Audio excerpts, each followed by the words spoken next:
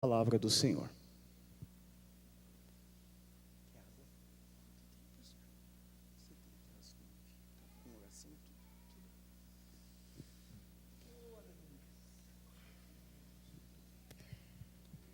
Eu cumprimento os irmãos com a paz do Senhor, amém? Irmãos, eu vos convido a abrirem as vossas Bíblias comigo no Evangelho de Jesus Cristo, conforme o registro de Marcos, capítulo de número 14. O Evangelho de Jesus Cristo, conforme o registro de Marcos, capítulo de número 14, a partir do versículo de número 32.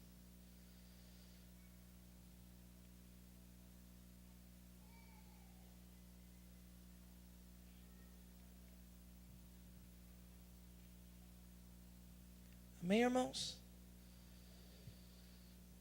Diz assim: e foram a um lugar chamado Getsêmani, e disse aos seus discípulos: assentai-vos aqui, enquanto eu oro.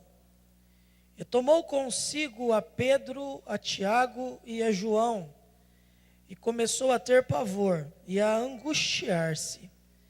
E disse-lhes: a minha alma está profundamente triste até a morte. Ficai aqui e vigiai. E tendo ido um pouco mais adiante, prostrou-se em terra, orando para que, se possível fosse, passasse dele aquela hora. E disse: Abba, Pai, todas as coisas te são possíveis. Afasta de mim este cálice. Todavia, não seja, porém, o que eu quero, mas o que tu queres. Amém? Irmãos, nessa noite é motivo de grande alegria estar juntamente com os irmãos aqui nessa igreja tão bela. A Deus, primeiramente, seja glória por tudo. E também agradecemos a Deus pela vida dos irmãos. Agradeço a Deus pela vida do pastor Newton, a vida do pastor Ricardo, que aceitaram a recomendação do pastor Lucas Torralbo, acreditaram nele e me deram essa oportunidade nessa noite.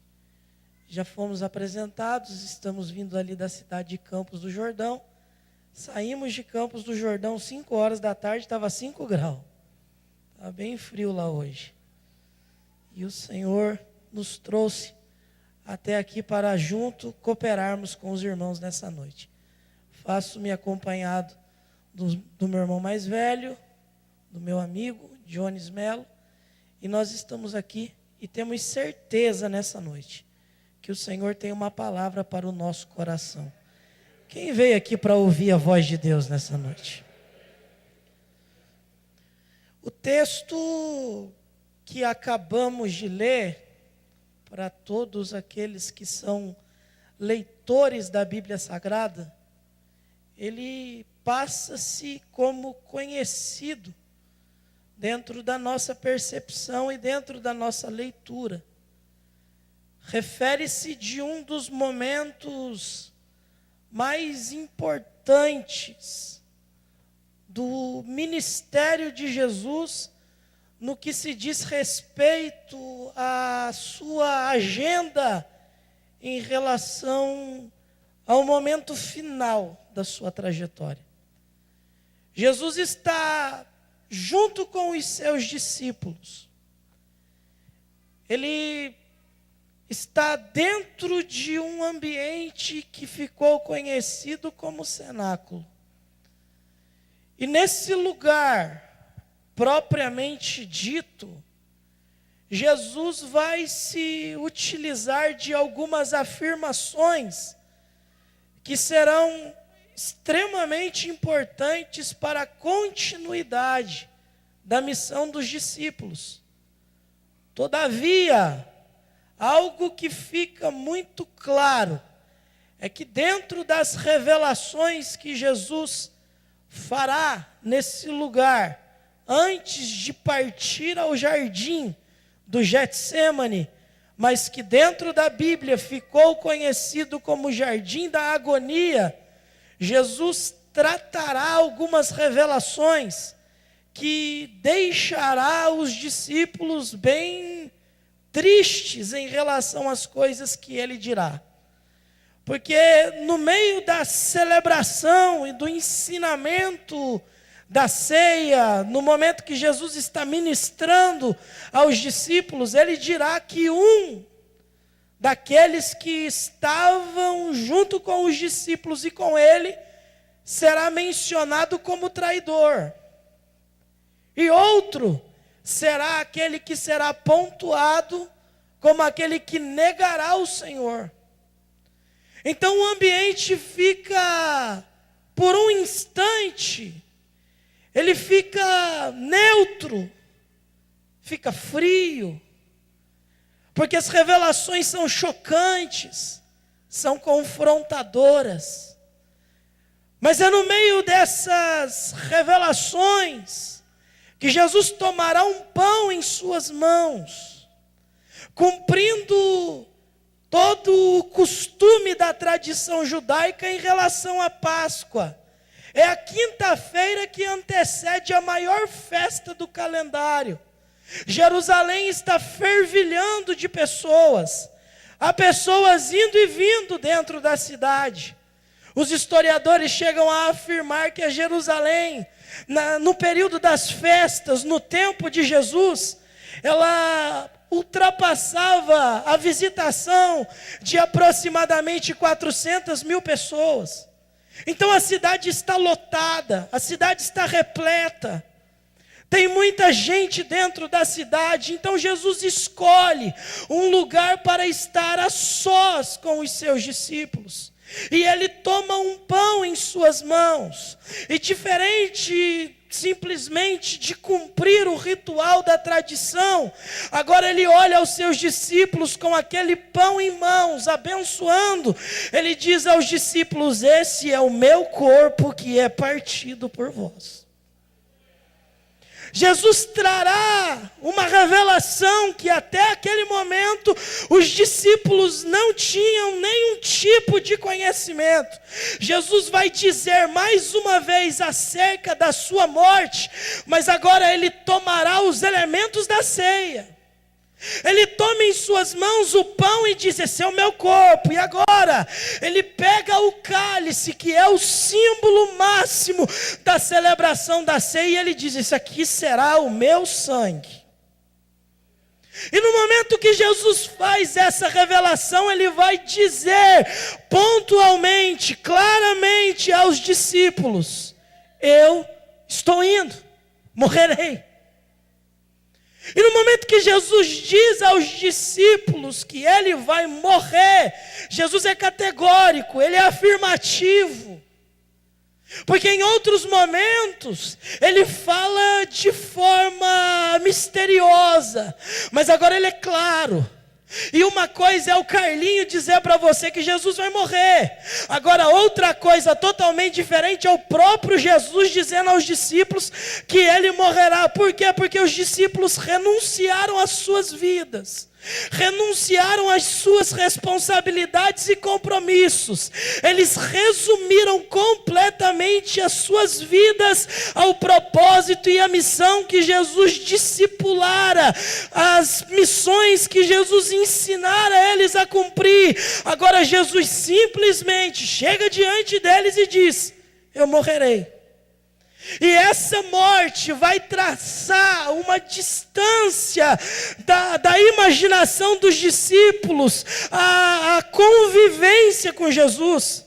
Eles começam a pensar: como será a nossa vida sem Ele?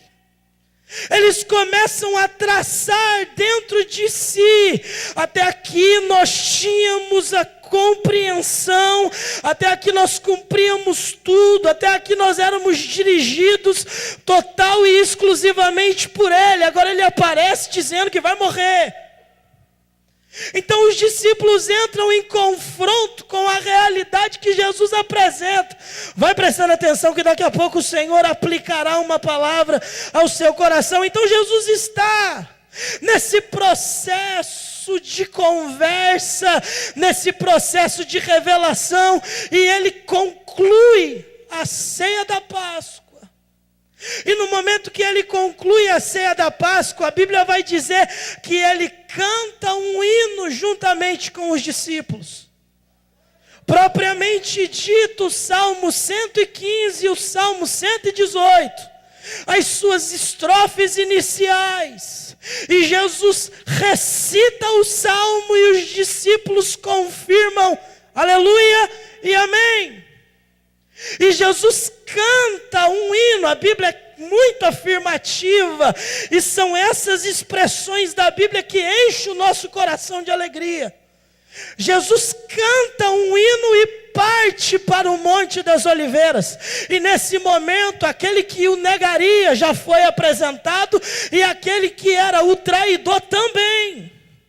E aqui tem algo que deixa o meu coração, como aquele que gosta da Bíblia Sagrada, pulsando de alegria. Por quê? Porque a Bíblia vai dizer que Jesus canta um hino antes do Getsêmani. Jesus canta um hino antes do Calvário. Normalmente nós cantamos depois, mas Jesus deixa uma lição para os discípulos, para o enfrentamento da cruz. Você não vai triste, você não vai desamparado para a cruz, você vai alegre, porque na cruz a igreja é vitoriosa. Quem pode adorar o nome do Senhor nessa noite?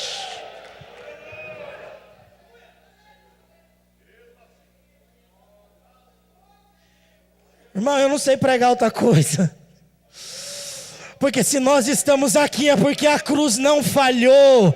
Se nós estamos aqui é porque a cruz é uma realidade. Se nós estamos aqui nessa noite é porque o processo da cruz alcançou você, alcançou a sua casa, alcançou a sua família na cruz. Essa igreja é vitoriosa. Bendito seja o nome do Senhor.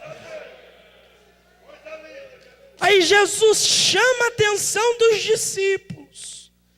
Ele canta um hino e parte em direção ao Monte das Oliveiras. João capítulo 18, versículo 3 e 5, dirá que esse lugar que Jesus escolhe é um lugar que ele frequentava costumeiramente para momentos de oração. Jesus se retira. Olha onde o Judas vai procurar Jesus, porque se Jesus não está na casa, ele sabia que Jesus estaria na comunhão.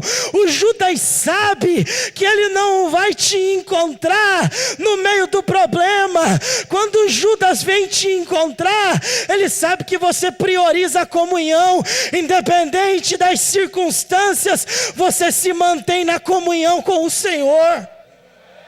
Aí Jesus se retira. Só que grave isso aqui. Anteriormente a sair, ele canta. Anteriormente a ir em direção ao monte, ele vai cantar. Deixa isso salvo dentro da HD do seu coração. Porque Jesus está reforçando ao coração de alguém aqui nessa noite, que as tribulações, que as adversidades, que os enfrentamentos da vida não serão capazes de tirar a adoração da sua alma e do seu coração em Jesus. Eu tenho uma palavra de Deus para alguém. A luta está grande, mas o louvor está dentro da sua alma. Coloca o seu glória para fora, coloca o seu louvor de adoração para fora, porque por mais intenso que sejam os ventos, o glória ao nome do Senhor é insubstituível dentro do meu e do teu coração. Aleluia.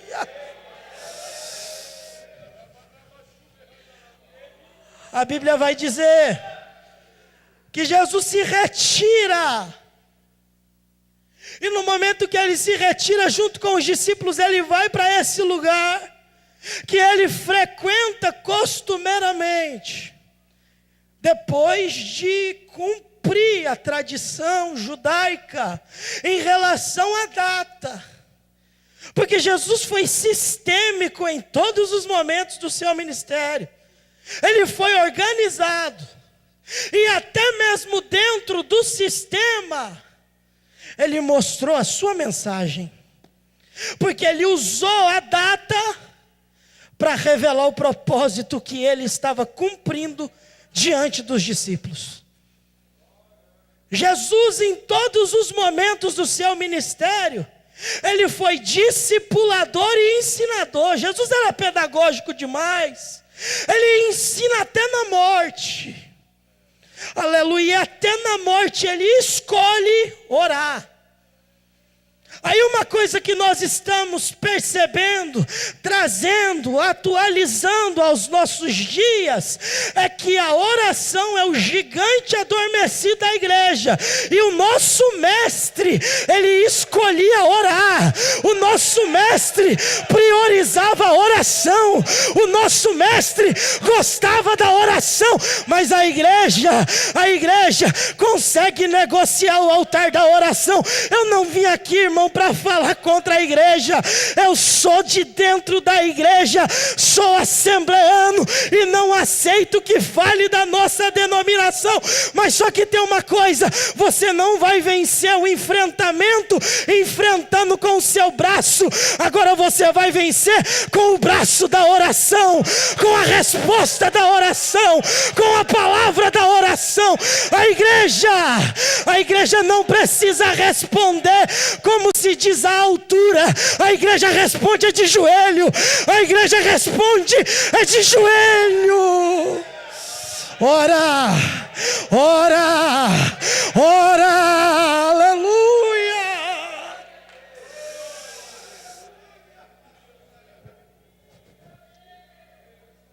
Jesus chama os discípulos.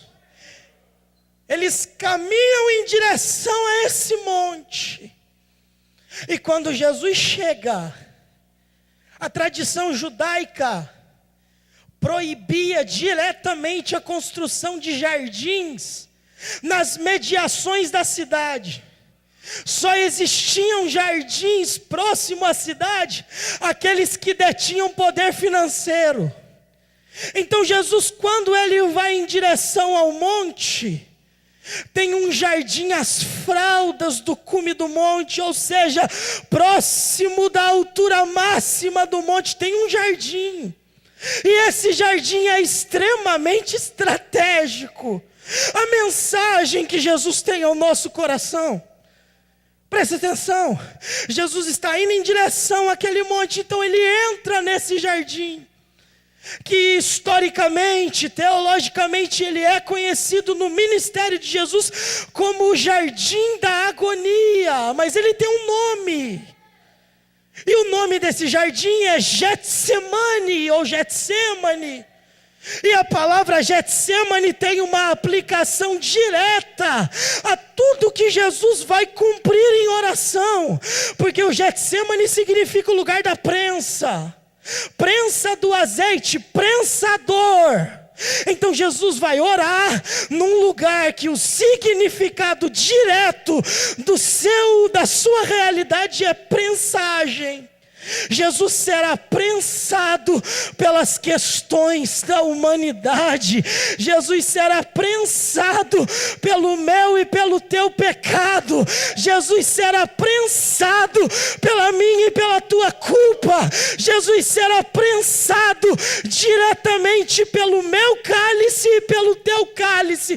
Porém ele vai concluir a oração dizendo: não seja o que eu quero, mas o que tu queres. Pastor Ricardo, só na comunhão, obreiros, só na oração que alguém consegue dizer: não é o que eu quero, é o que tu queres, Pai. Não é o que eu consigo, é o que tu achas, é o que tu determinas como melhor. Só na oração. Distante da oração, nós enfrentamos do nosso jeito. Distante da oração, nós se precipitamos do nosso jeito, mas na oração nós conseguimos ser submissos e rendidos ao propósito de Deus.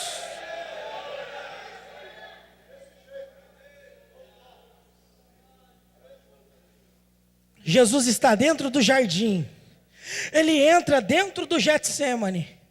E dentro do Getsêmani, Jesus vai estreitar algo, que aqui para quem gosta de Bíblia é brilhante.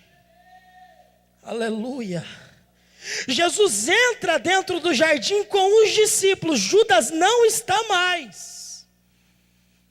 Aí quando Jesus está dentro do jardim, junto com os seus discípulos, a Bíblia diz que ele vai selecionar 3, para o acompanhar um pouco mais adiante.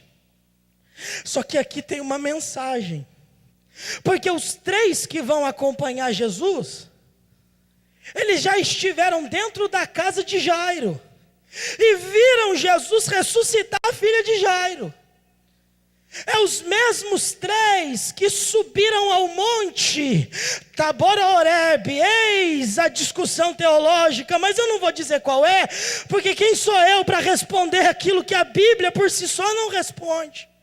Eles sobem ao monte que ficou conhecido historicamente como Monte da Transfiguração.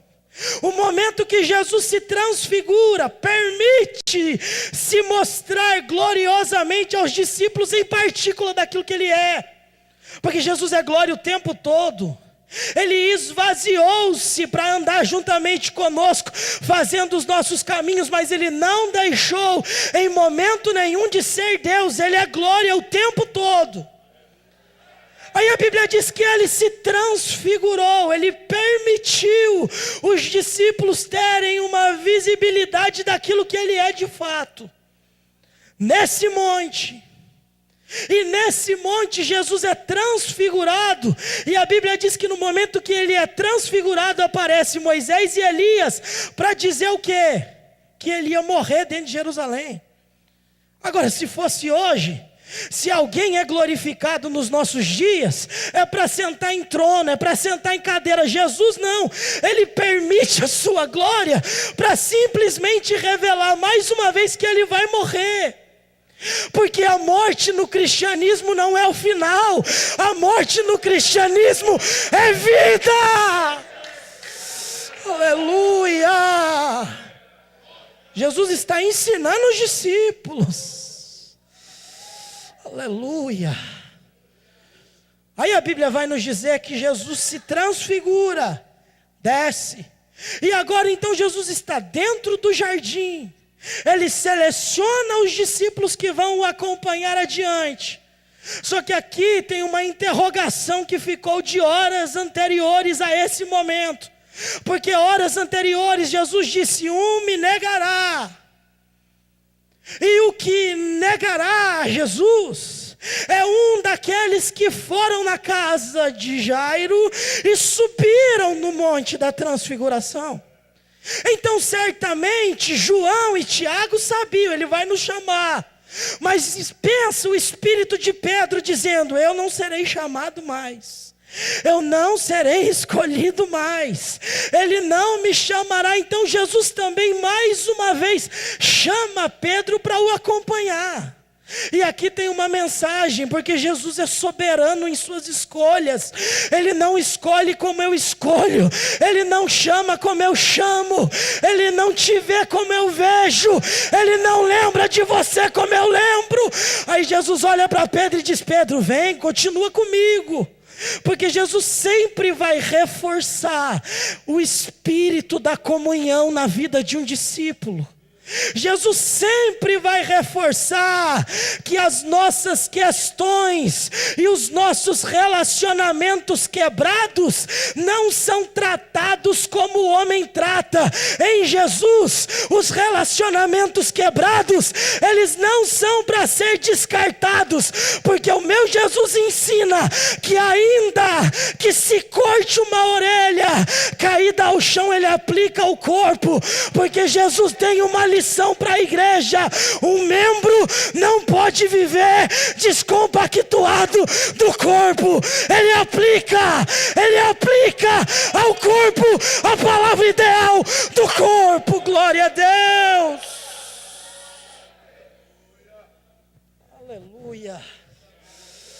Pastor Ricardo, eu estou começando a gostar. Aleluia. Eu estou sentindo Ele aqui. Eu estou sentindo o dono dessa igreja aqui. Eu estou sentindo a liberdade do céu para dizer para alguém: Ele tem o que você precisa, a palavra que você espera, a oração que você fez, a resposta vem dEle. Aleluia. Alguém orou nessa noite dizendo: Deus, eu quero ouvir a sua voz. A voz de Deus para você hoje é essa: ora, ora, ora, ora ao Senhor. Aleluia. Oh glória. Jesus está junto com os discípulos. Jesus chama o Pedro, aquele que em si está descaracterizado de ser chamado, por si só. Ele acha: acabou, para mim já era, virei copo descartável, vou ser lançado fora. Não, Jesus olha para o Pedro e diz: Pedro, vem junto comigo. Não olha para o Pedro com indiferença não, porque eu e você temos um pouquinho de Pedro em nós, corre o sangue de Pedro na nossa veia. Tem muitos momentos que a gente achava que não seria lembrado, mas a graça e a misericórdia diz: vem comigo, eu não desisto de você, eu não desisto de te amar, eu não abro mão do meu direito de morrer na cruz por você. Aí Jesus chama o Pedro, o Pedro, o Tiago e o João. E o que ele diz aos discípulos? Orem comigo, vigiem comigo. Olha o chamado de Jesus. Jesus seleciona os discípulos para um momento de comunhão. Jesus não chama os discípulos para festa.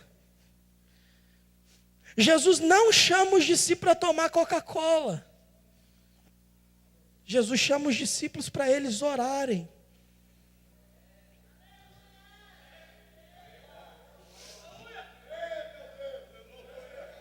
Jesus chama os discípulos para um processo de santificação, obreiro. Jesus chama os discípulos para um momento de particular, ou seja, de a sós com Deus. Jesus sabe que esse momento de particularidade no ministério é indispensável. Tem pessoas que acham que estar só é um problema. Não, Jesus está discipulando os discípulos, que para o seu estágio de comunhão com Deus, você precisa sim estar só. Jesus está tirando os discípulos do meio. Jesus está te tirando do meio de algumas coisas, não é para tocar e atingir você diretamente, é porque Ele quer te deixar no particular, Ele quer te deixar no momento de comunhão. Entenda nessa noite, alguém aqui, Deus não está escondendo você, privando você de coisas. Ele está te escondendo para as coisas que o céu irão revelar na sua vida. Aleluia. Meu Deus. Aleluia. A gente não sabe lidar com essa questão que Ele tira do holofote e esconde. Nós não sabemos lidar com o Elias que grita diante de Acabe: não vai chover, e depois ele diz: vem para o Querite, porque nós pensamos que se falamos, temos que viver na demonstração. Ele prefere te esconder para um tempo determinado e específico, dentro do centro de sua vontade exclusiva. Ele está escondendo alguém Ele está te chamando para um particular.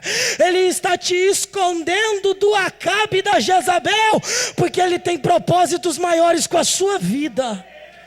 Ele tem propósitos maiores com a sua casa. Ele esconde. Ele chama para um particular os discípulos. Para quê? Para orar. E Jesus vai fazer o quê? Vai orar também. Meu Deus. Jesus vai orar também.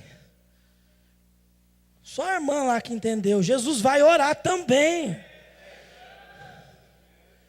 Aí Jesus está junto com os discípulos.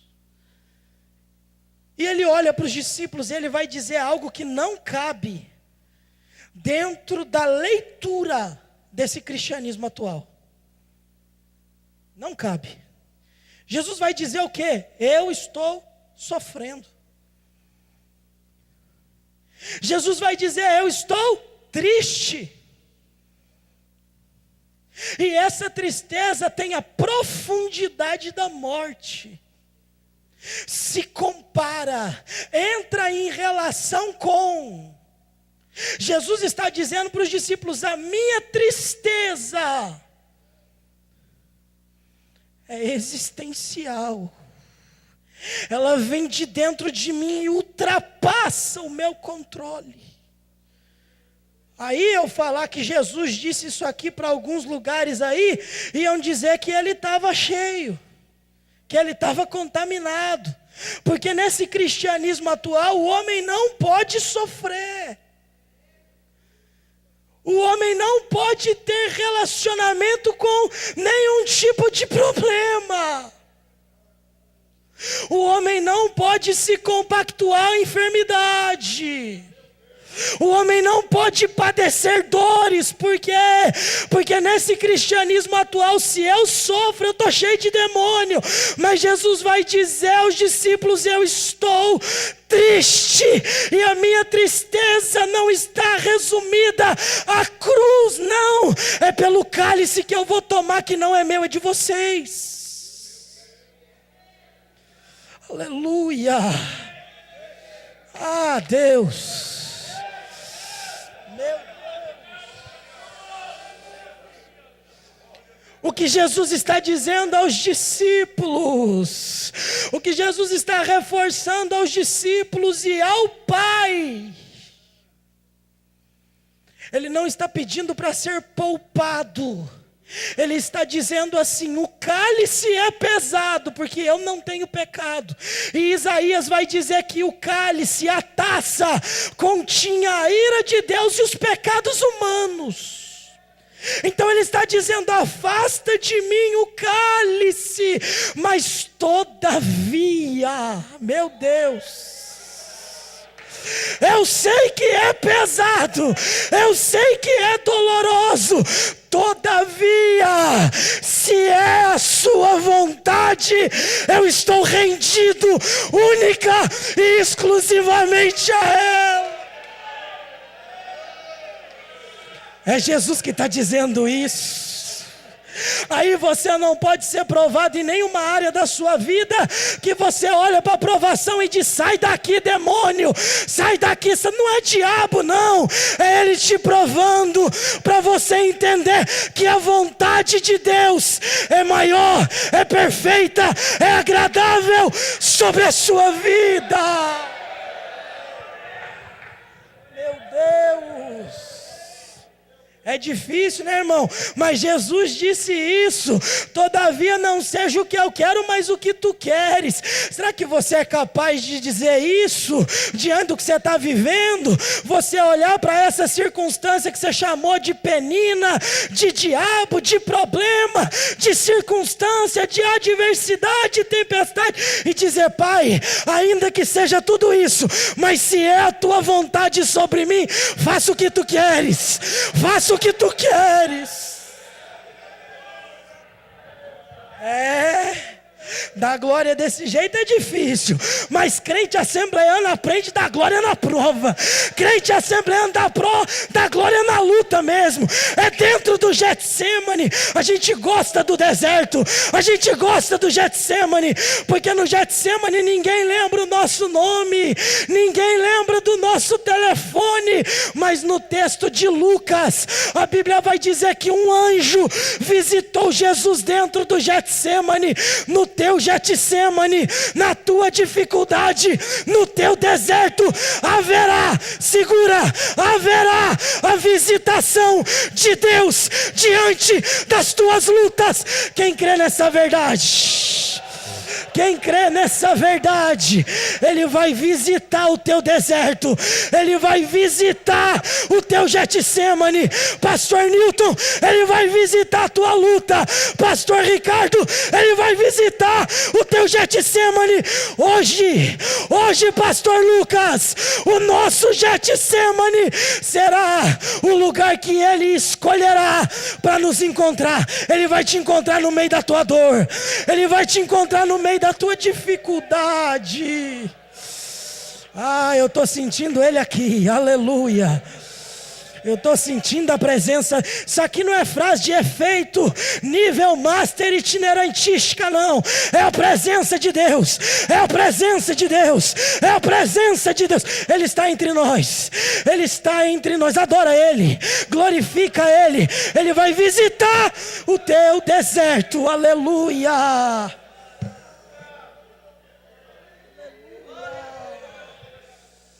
Meu Deus. Jesus chama os discípulos para orar. Aleluia. Você sabe que Jesus está chamando alguém aqui hoje para orar? Ele não está te chamando para festa, Ele está te chamando para oração. Aleluia. Eu vou ter que repetir isso aqui. Jesus está chamando alguém hoje para orar. Aleluia.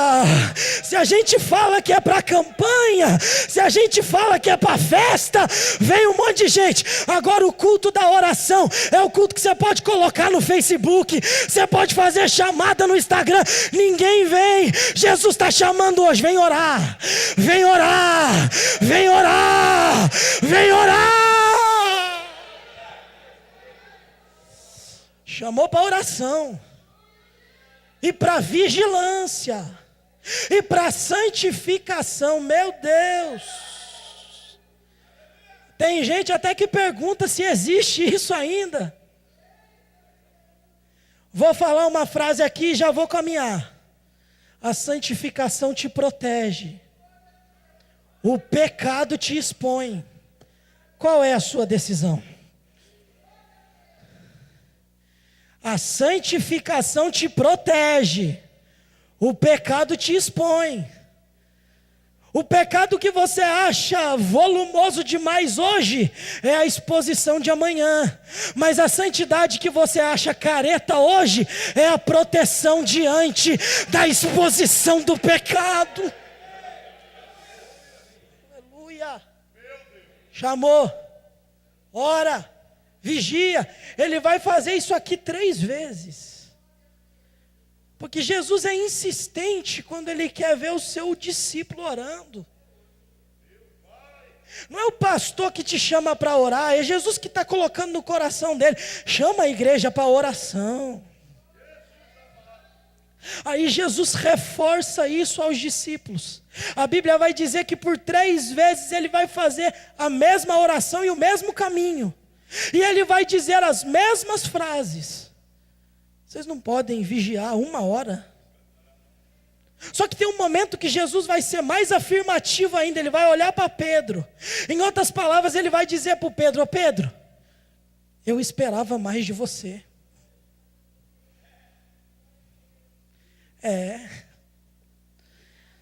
Na oração, Jesus está querendo te ouvir. E quando você não vem para a oração, é como se o Espírito Santo dissesse ao teu coração: eu esperava mais de você. Aleluia. Eu estou com o altar aqui hoje, irmão. Estou feliz. Eu estou com o altar aqui hoje. Aleluia. Jesus está chamando os discípulos. Ele fala as mesmas palavras. Aí ele vai voltar nessas indas e vindas. E ele vai dizer aos discípulos: não pudestes.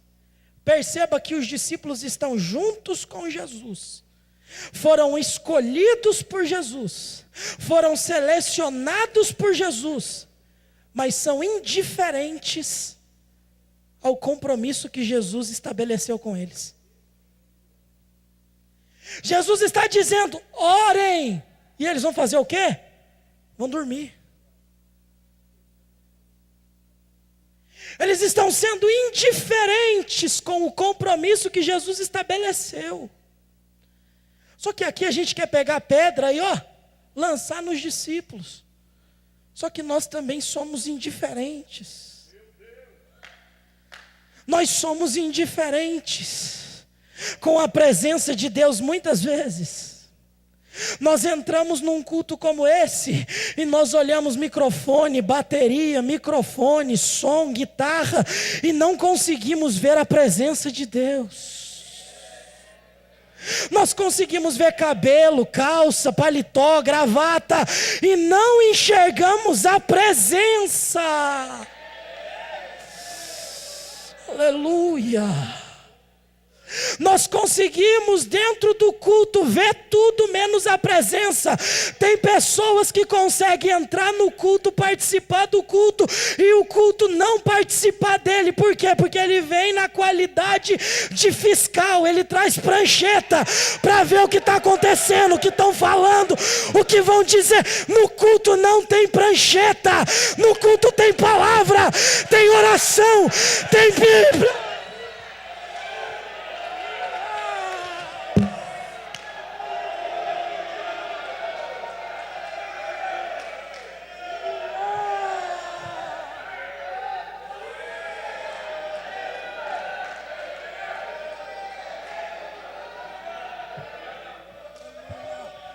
Lá vai uma palavra. Se tem prancheta na tua mão hoje, ela cai e o teu glória sai aí hoje. O teu glória sai aí hoje. O teu glória sai aí hoje. Os discípulos estão sendo indiferentes com o compromisso que Jesus estabeleceu. Tira a pedra da tua mão, que tem muito compromisso que você quebra com a presença de Deus. Aí Jesus vai fazer isso indo e vindo, dizendo as mesmas palavras. Tem alguém que vai dizer: Jesus está cansando dizendo as mesmas. Não, ele está te provocando a orar. Ele está insistindo contigo. Tem alguém que está dizendo: para de falar a mesma coisa todo culto. Não é. É que ele está provocando a sua vida espiritual para você sobreviver.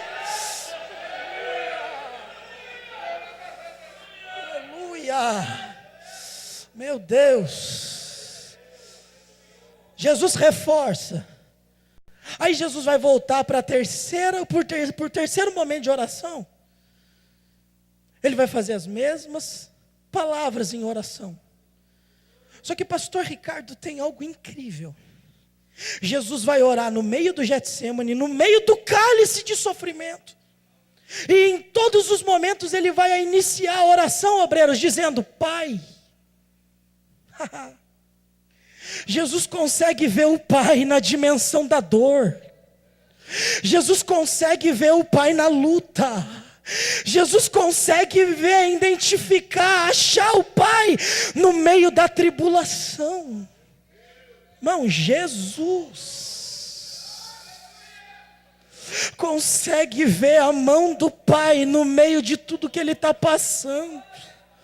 Eu vou repetir para alguém: para de achar que a tua luta é o diabo, é o Pai que está trabalhando em você. Aleluia. Ah, Deus. Hoje é a terça-feira da reconciliação. Hoje é a terça-feira da alegria na sua alma. A tua luta não vai te matar, vai te fortalecer, vai te renovar, vai te restaurar. Aleluia. John Stott, um dos maiores historiadores, comentaristas, ele faleceu agora em 2012. E no seu livro best-seller, A Cruz de Cristo, ele inicia o primeiro parágrafo do capítulo que ele destinou ao Getsemane. Ele inicia dizendo assim: o Getsemane é a janela aberta para o Calvário. Por quê? Porque depois do Getsemane, Jesus não tinha outro lugar para ir a não ser a cruz. Então Jesus está ensinando aos discípulos: eu estou na comunhão, porque daqui a pouco eu estou lá, e lá vocês serão vencedores. Ah, segura, não é que você não entendeu pela sua compreensão, é que você não foi pentecostal para entender isso aqui. Eu vou repetir: Jesus na oração dentro do Getsemane, é como se uma janela aberta apontasse para a cruz. Jesus estava dizendo para os discípulos: eu não tenho para onde ir mais, eu já ensinei tudo que eu tinha que ensinar, agora é com vocês, a missão continua, porque a cruz não vai cravar derrota, a cruz será a vitória. Você é vitorioso na cruz, na cruz, na cruz, na cruz. Aleluia, aleluia, aleluia. Encerro agora. Aleluia. Encerro dizendo que Jesus chama os discípulos para orar. Aleluia. Aleluia. Jesus ora. Aí ele vai voltar e identificar os discípulos dormindo de novo. Aí Jesus vai dizer assim: levantem-se. Vem. O traidor está vindo aí. Calma.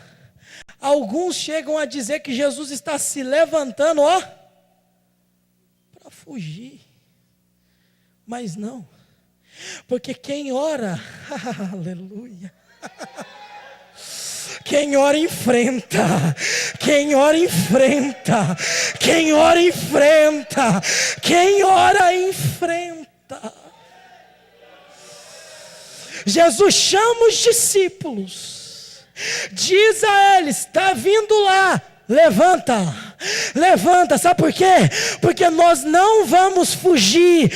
Se o Judas me quer, ele vai me ter. Aí Jesus fica de frente com Judas, e Jesus olha para o Judas e diz assim: a quem vocês procurais? Jesus não dimensiona a pergunta só ao Judas, mas agora a toda a comitiva que estava com ele. A Bíblia vai dizer que Jesus responde assim: a quem vocês procurais? Eles vão dizer: a Jesus chamado Cristo. Ele vai dizer: sou eu. O que acontece? Eles caem por terra, porque quem está na oração, quem está na oração, quem está na oração é resistente, é resistente. Fica de pé, fica de pé, fica de pé dando glória, fica de pé dando glória ao Senhor. Aleluia. Oh glória, oh glória, oh glória, oh glória. Há uma presença de Deus aqui dentro, há uma presença de Deus aqui dentro, há uma glória de Deus aqui dentro. Recebe, recebe, recebe, recebe.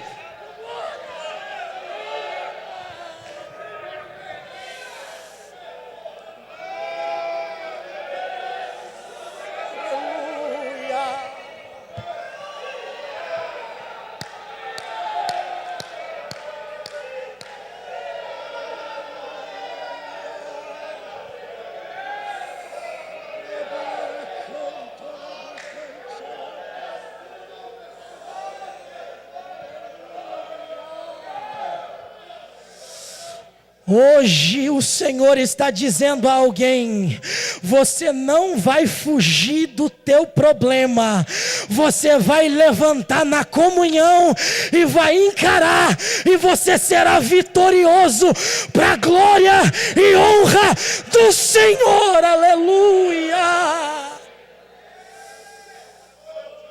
Ah, Deus! Graças a Deus que essa igreja não tem corredor com Bíblia para alguém dizer que está pisando e está andando sobre a palavra. Não tem piscina para alguém dizer que está sendo lavado. Tem palavra, tem alegria e tem renovo. Tem palavra, tem alegria e tem renovo. Por quê? Porque onde a palavra é pregada, exposta com a verdade do Cristo ressuscitado, a alegria na igreja. A alegria na igreja, aleluia. Hoje eu vou encerrar. Hoje precisa-se que haja entretenimento no meio da igreja para atrair as pessoas. Mas aqui nós não precisamos de atração na esfera física, porque a palavra alimenta a alma. A palavra alimenta a alma. Aleluia. Sabe qual é o problema da atração? Quem é convertido pela atração precisa necessariamente de mais atração para voltar. Agora quem é convertido pela suficiência da palavra, ela basta.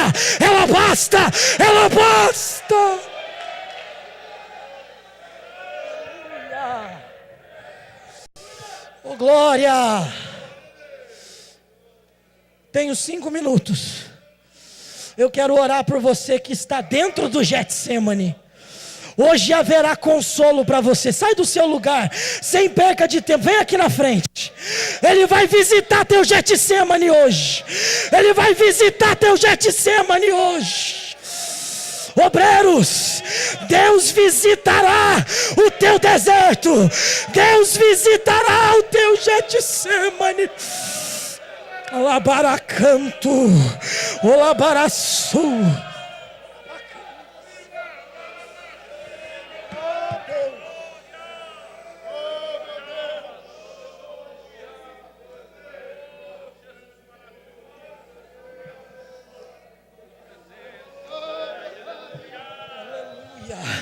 Essa é a igreja que chora com a mensagem da cruz, a igreja que se alegra com a mensagem da cruz, a igreja que é fortalecida pela mensagem da cruz, aleluia.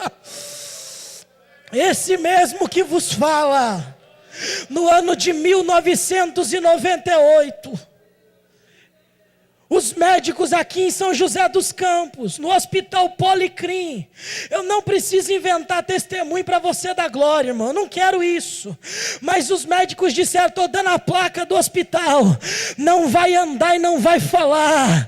Disseram que eu teria todo o meu sistema muscular comprometido, tive uma doença chamada dermatomiosite crônica. Os médicos me deram prazo de vida, mandaram para casa. Disseram para o meu pai: vai para casa porque esse negócio de velório é cansativo. Tá aqui, meu irmão, eu não preciso inventar isso ao teu coração. Os médicos disseram: não vai andar, não vai falar. Mas no dia 12 de março do ano de 1999, muita dificuldade, mas eu saí dizendo pro Getsemane: eu não volto mais. Pro Getsemane, eu não volto mais. Pro Getsemane, eu não volto. Os médicos disseram: não vai andar, não vai falar. Mas a minha Bíblia diz, o proverbista Salomão 16:1 disse assim: ó, do homem são as preparações do coração, mas a resposta da boca, ela vem do Senhor. A última palavra é de Deus. Aleluia. Eu tenho uma palavra para dizer a alguém. Eu quero ministrar essa palavra. Levanta a tua mão para você receber. A palavra do Senhor te encontra no meio do teu Getsemane hoje. A palavra do Senhor te encontra no meio do teu deserto. A palavra do Senhor te fortalece hoje.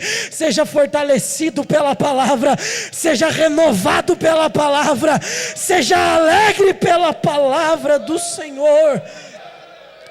Eu sei que a minha voz é um pouco cansativa. Os médicos disseram, não vai falar mais. Eu só tenho 40% da voz, irmão.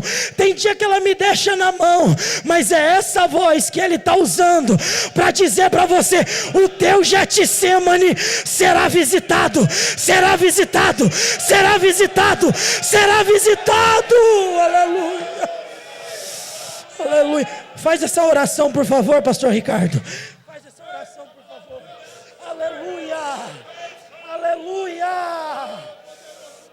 oh glória.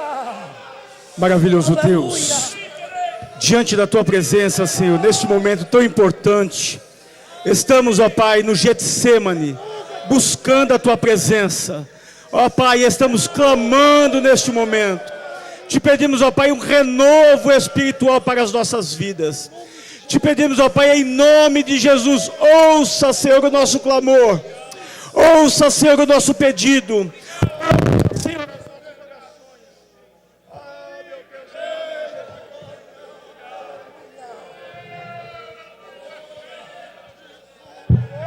em nome de Jesus, nós te pedimos, Senhor, ó meu Pai, em nome de Jesus, porque a tua presença, ela é real neste santuário, porque a tua presença, Senhor, tem falado fortemente em nossos corações.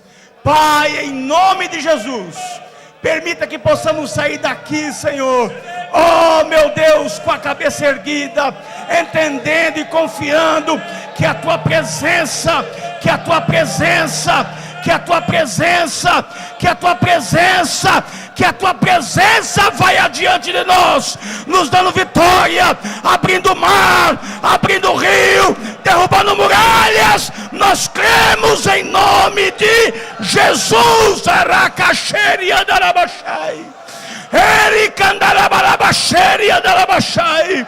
Em nome de Jesus eu profetizo sobre a tua casa, em nome de Jesus eu profetizo sobre a tua vida, em nome de Jesus, saia daqui nesta noite com a cabeça erguida, com a vitória na mão, em nome de Jesus, amém.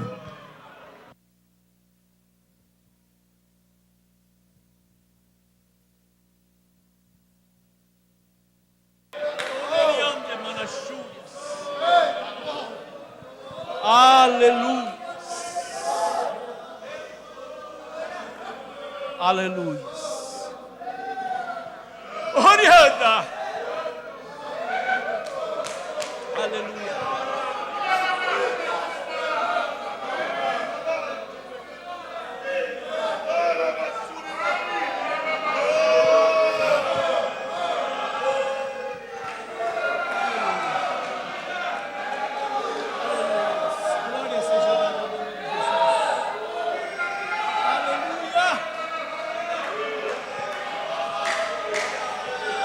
Aleluia.